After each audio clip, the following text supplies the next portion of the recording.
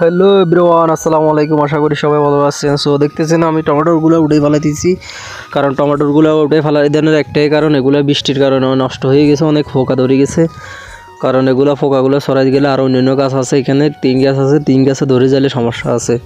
এই জন্য আমি টমেটোগুলো উঠে ফেলাই দিতেছি। ইনশাল্লাহ নতুন করে এখানে আবার রোপণ করা হবে। সো সাথে থাকুন, দেখতে থাকুন। তো এগুলো ওটাই ফালাই দেবো ইনশাল্লাহ, পরিষ্কার করে ফেলামো জায়গাগুলারে। তো দেখতেছেন এখানে আমি টমেটোর জন্য কিছু চারা বসাইছিলাম। সো চারাগুলো উঠে গেছে ইনশাল্লাহ। এগুলো যাতে বড় হবে, পরবর্তীতে ওইখানে নিয়ে রোপণ করা হবে ইনশাল্লাহ।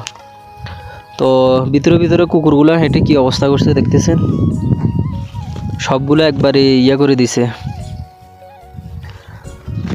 তো এটা হচ্ছে আমাদের ডালিমের বাগান।